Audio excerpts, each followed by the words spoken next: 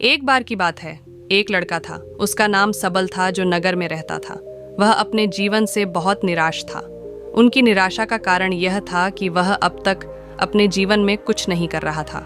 उसके माता पिता उसे ताने मारते थे कि आपके सभी मित्र कुछ न कुछ कर रहे हैं, लेकिन आप अभी भी घर बैठे हैं। दोस्तों के बीच भी अक्सर उनका मजाक उड़ाया जाता था। वह कहीं जाता तो लोग उससे पूछते कि आप क्या कर रहे हैं। उसे यह बताने में भी शर्म आ रही थी। वह कुछ नहीं कर रहा था। धीरे धीरे उसने रिश्तेदारों से मिलना जुलना कम कर दिया और लोगों से मिलना भी बंद कर दिया। वह ज्यादातर समय घर पर ही रहता है। वह अकेला रोता है और भगवान को कोसता है और अपनी किस्मत को दोष देता है। अब उसे अपना जीवन बोझ लगने लगा था।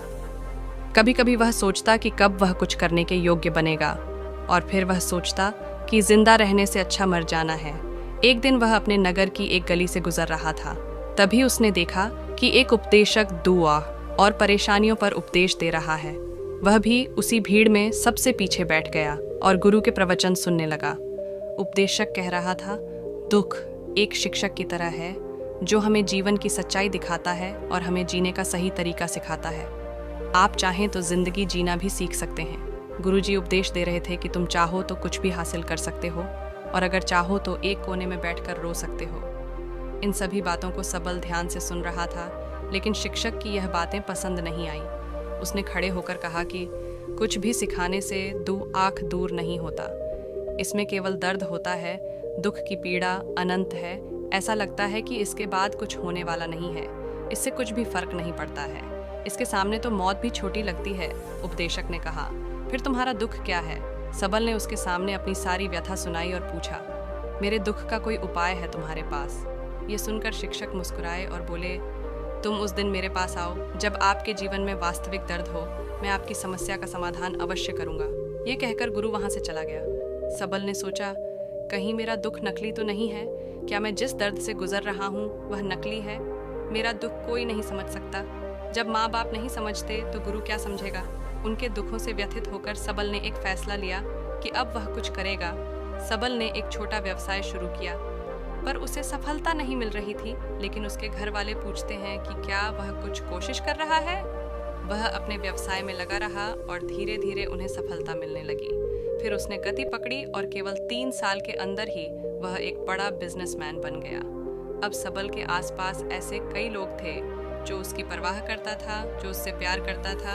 अब उनके परिवार के सदस्य भी उसकी तारीफ करते नहीं थक रहे थे। दिन ब दिन उसके मित्रों की संख्या बढ़ती जा रही थी।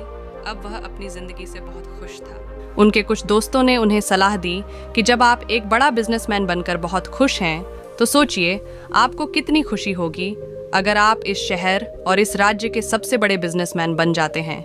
कितने लोग आपसे जुड़ना चाहेंगे, आपकी कितनी बड़ी ख्याति होगी, और स्वयं राजा भी आपसे दोस्ती करना चाहेंगे और जरूरत पड़ने पर ही आपसे पैसे उधार लेंगे। दोस्तों की यह बात सबल के मन में घर कर गई। अब वह और पैसे कमाने की कोशिश करने लगा, लेकिन उसे यह सब बहुत ही जल्दी चाहिए था।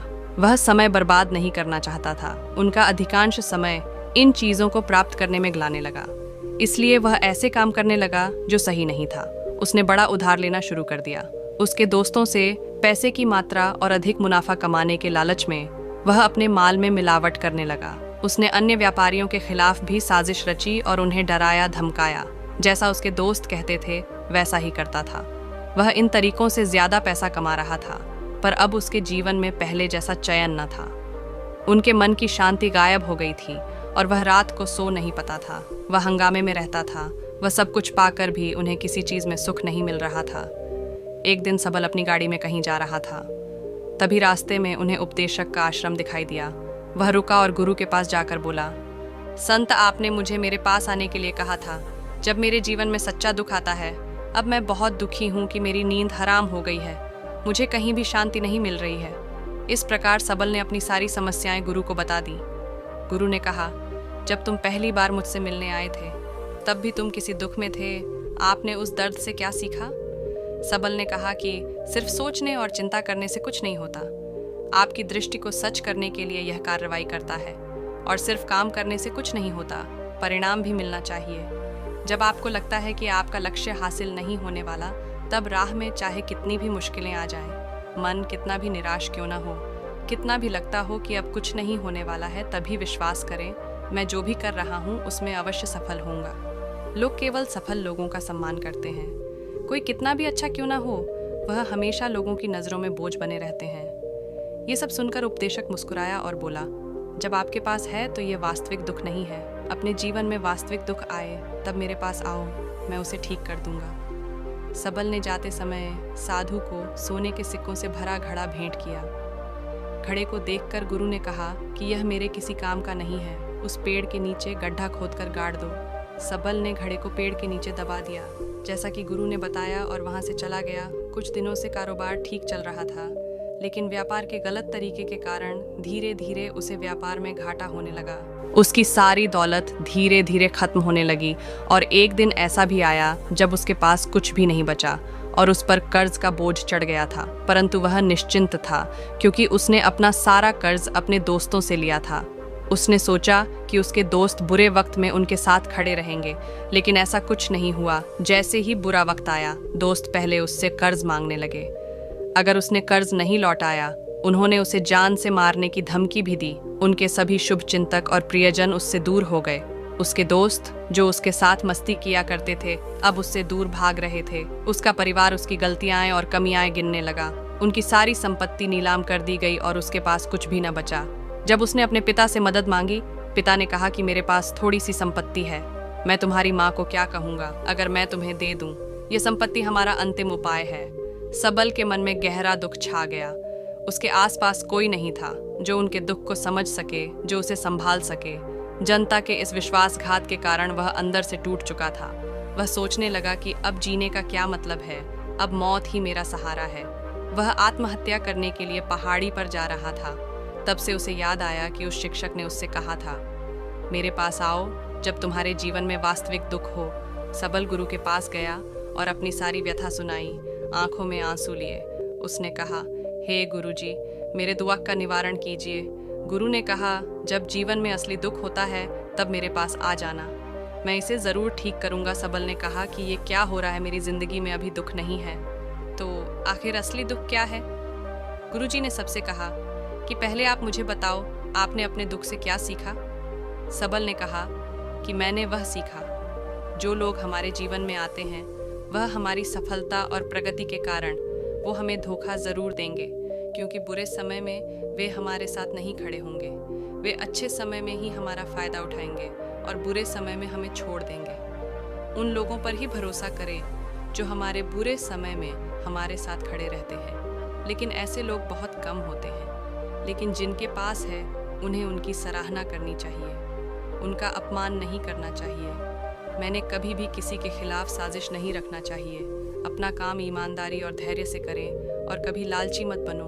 अपने सारे दुख दर्द और अनुभव बयां करने के बाद सबल गुरुजी के सामने आंखों में आंसू ले बैठ गया। कुछ देर बाद साधु उठे और पेड़ के नीचे एक गड्ढा खोदा और घड़ा निकाल लिया जो सोने के सिक्कों से भरा हुआ था। उसने सबल को देकर कहा, मेरे पास आओ जब तुम्हारे जीवन में वास्तविक दुख हो।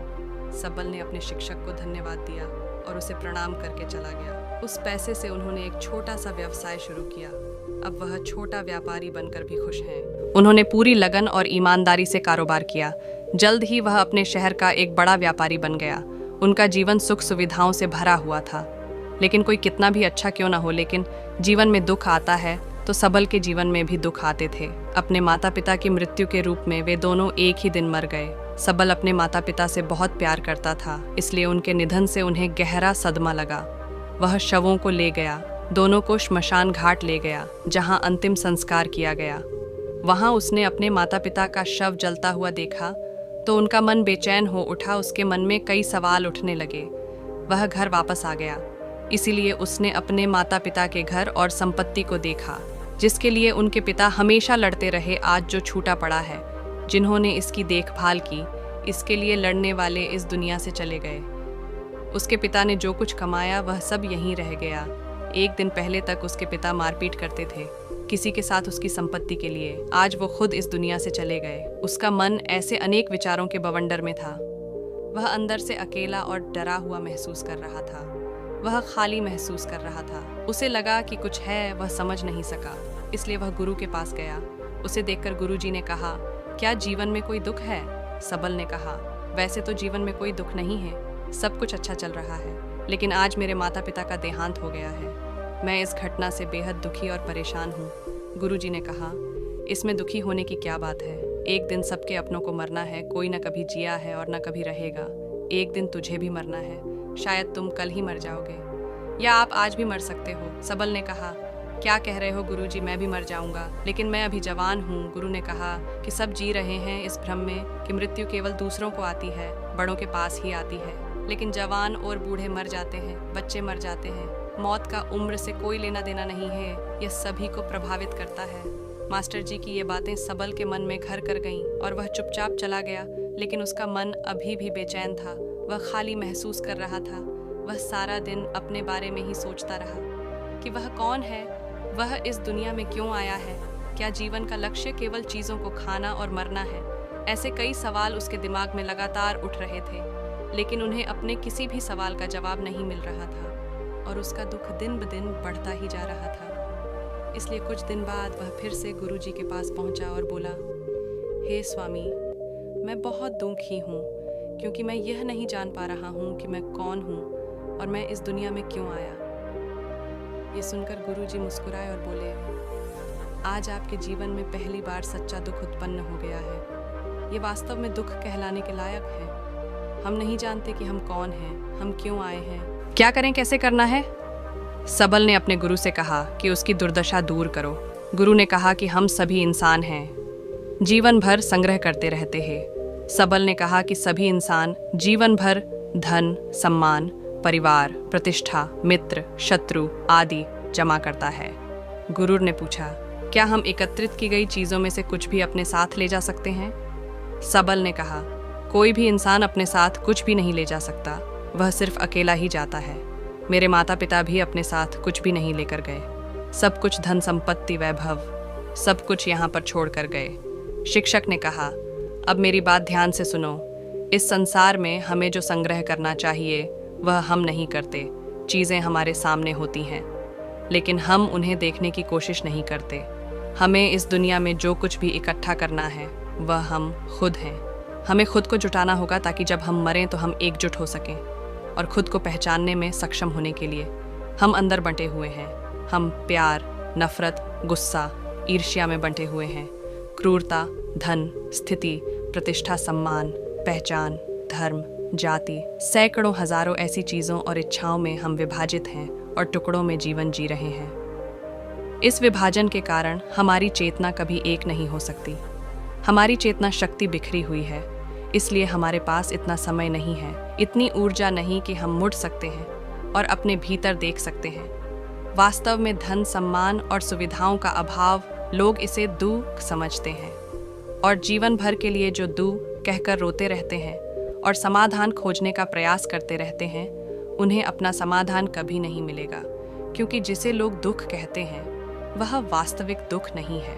यह सिर्फ एक आदमी की इच्छा है, उसकी इच्छा कभी पूरी नहीं होती, इसीलिए व्यक्ति को कभी उनके प्रश्नों का समाधान नहीं मिलता। इसलिए इन सब से परे, यदि आप अपने दुखों का अंतिम समाधान चाहते हैं तो सबसे पहले खुद को समेटो। इस दुनिया से अपनी ऊर्जा वापस ले लो और इकट्ठा करो। अपने आप पर ध्यान केंद्रित करो, स्वयं पर ध्यान दो।